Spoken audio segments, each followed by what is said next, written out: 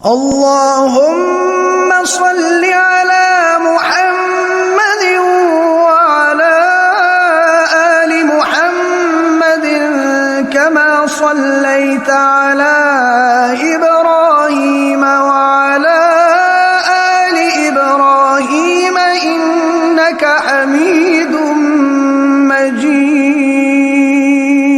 اللهم بارك على محمد وعلى آل محمد كما باركت على إبراهيم وعلى آل إبراهيم إنك حميد مجيد.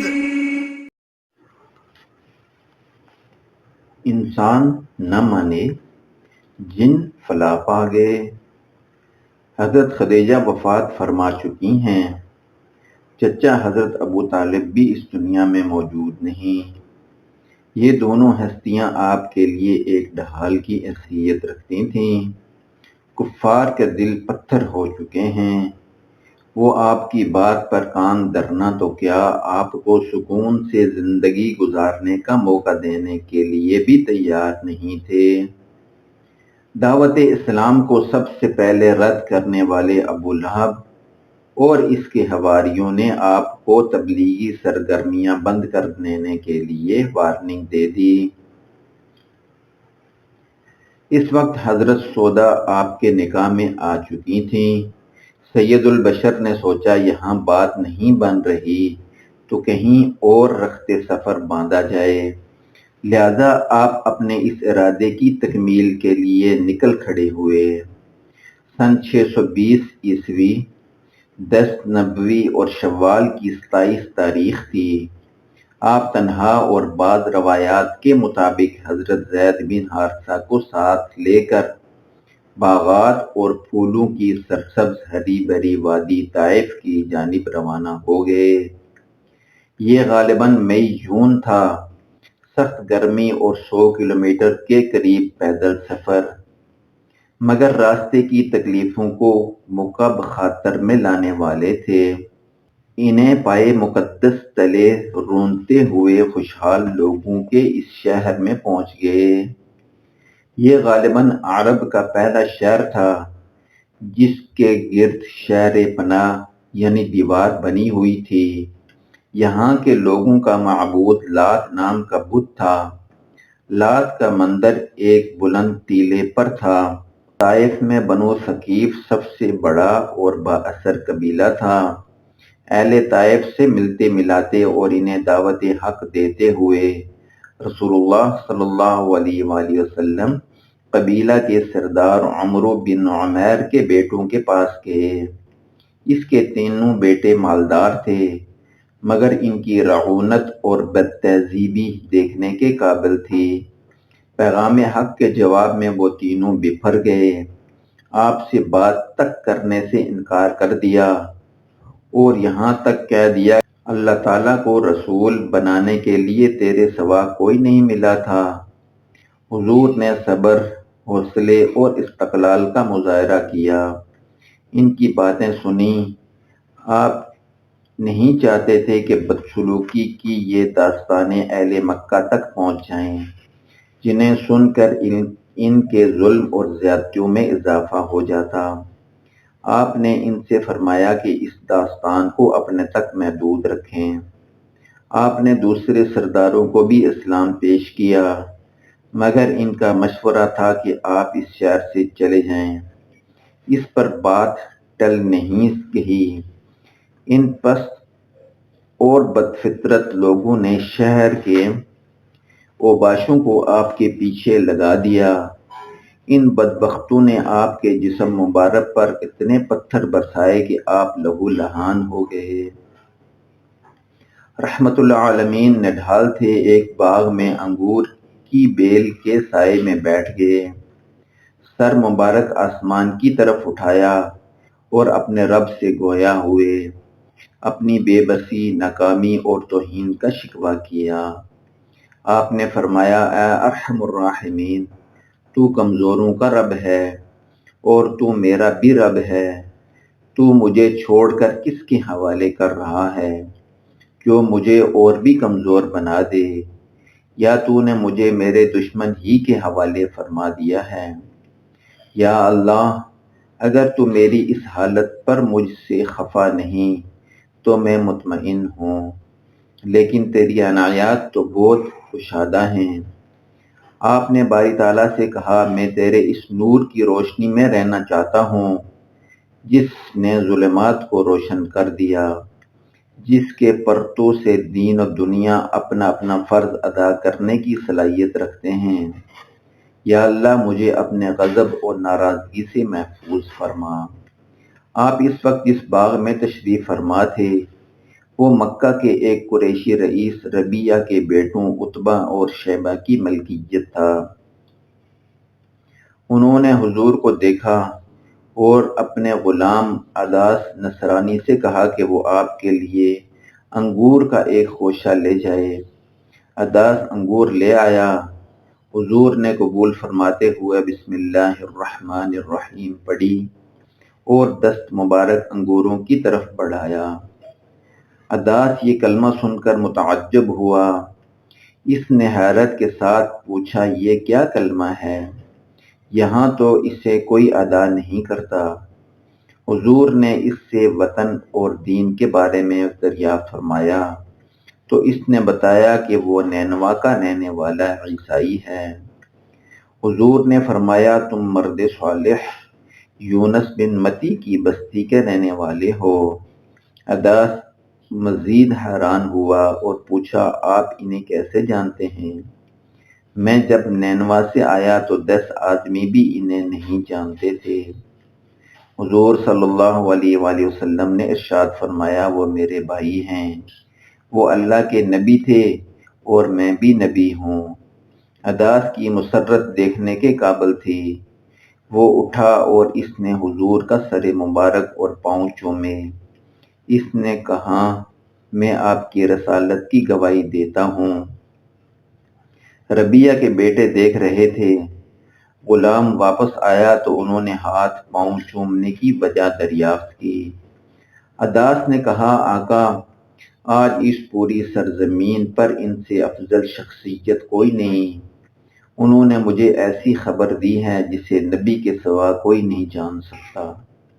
نور مجسم کو اتنا قریب سے دیکھتے ہوئے بھی ان کے دل ایمان کی روشنی سے منور نہ ہو سکے، بلکہ الٹا انہوں نے غلام سے کہا، دیکھو یہ تمہیں تمہارے دین سے برگزشتہ نہ کر دیں، تمہارا دین ان سے بہتر ہے۔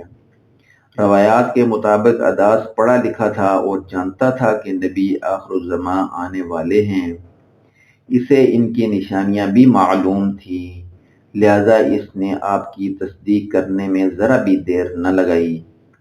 جب جنگ بدر ہوئی تو عتبہ اور شیبہ کفار مکہ کی طرف سے نکلے۔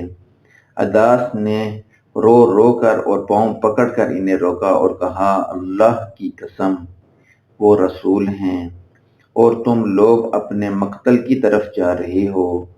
اس نے اپنے آقاؤں کو ایمان کی نعمت سے سرفراز کرنے کے لیے بھی لاکھ کوشش کی، مگر اسے کامیابی حاصل نہ ہو سکی۔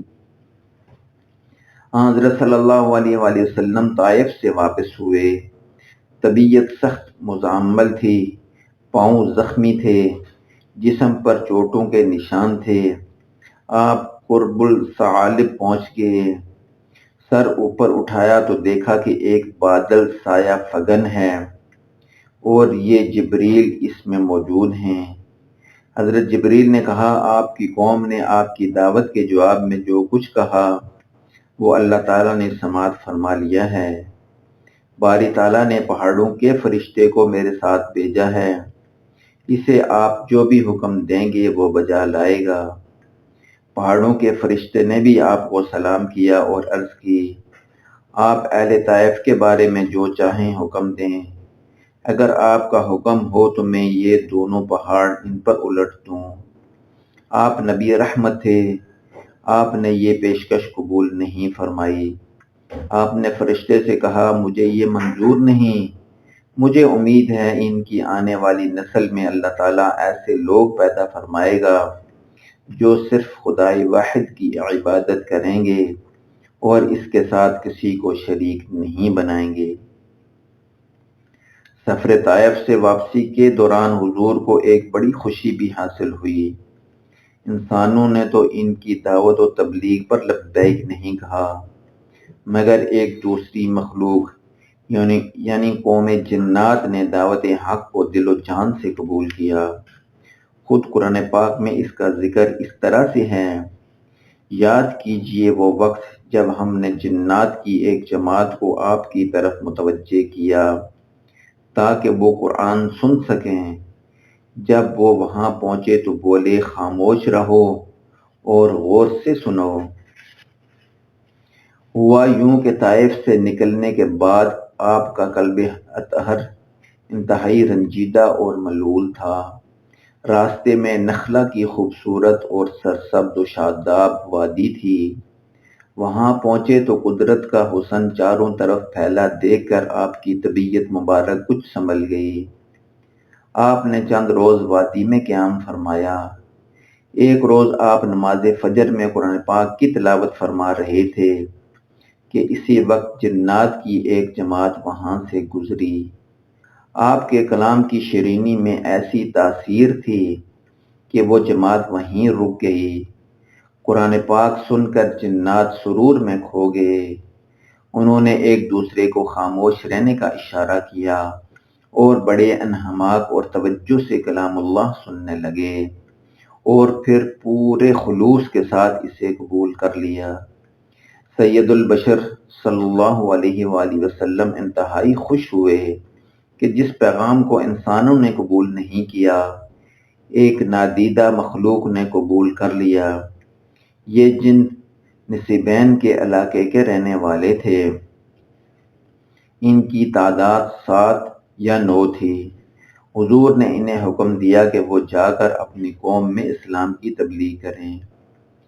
ایک روایات میں ان جنوں کے نام بھی دیے گئے ہیں جو یہ ہیں: سامر، مامر، منسی، ماسی، احقب، زوبع، سرق اور عمرو بن جابر۔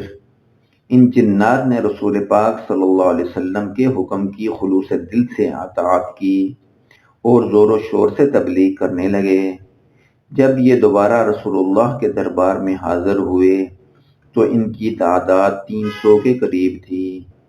یہ تعداد بڑھتی ہی گئی اور ہزاروں تک جا پہنچی۔ ایک روایات یہ بھی ہے کہ حضور کو جنات کے قرآن پاک سننے اور اسلام قبول کرنے کا علم نہیں تھا، بلکہ باری تعالیٰ نے بعد میں آپ کو وحی کے ذریعے سے آگاہ کیا۔ جن جنات نے اسلام قبول کیا، ان میں حضرت موسیٰ کے علاوہ حضرت عیسیٰ کے ماننے والے بھی تھے، اور یہودیوں میں انسانوں سے اسلام قبول کرنے والے جنات کی تعداد کہیں زیادہ تھی۔ کافر جنات نے خوب شور مچایا۔ وہ اپنے ساتھیوں کے قبول اسلام پر بہت برہم تھے۔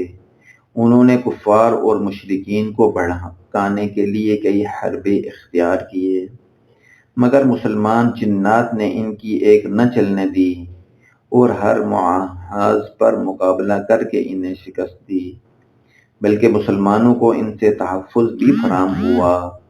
نخلہ کے جس مقام پر جنات نے آپ سے قرآن سنا، وہ طائف کی جانب میقات جعرانہ سے چند کلومیٹر کے فاصلے پر ہے اور آج بھی سرسبز و شاداب ہے۔ اب آپ واپس مکہ تشریف لا رہے تھے اور ذہن میں یہ سوچ بھی موجود تھی کہ کفار مکہ کو طائف کے واقعات کا علم ہوگا، کہیں وہ زیادتی نہ کریں، کہیں وہ مکہ میں داخل ہونے سے ہی نہ روک دیں۔ یہی باتیں سوچتے سوچتے آپ نے فیصلہ کیا کہ قریش مکہ میں سے کسی بااثر شخصیت کے ساتھ حق جوار قائم کر لیا جائے۔ مکہ کے باہر آپ سے عبداللہ بن اریقط کی ملاقات ہوئی۔ حضور نے اس سے اخنس بن شریک کے پاس بھیجا۔ وہ اگرچہ ایسا چاہتا تھا مگر بوجہ اس نے معذرت کر لی۔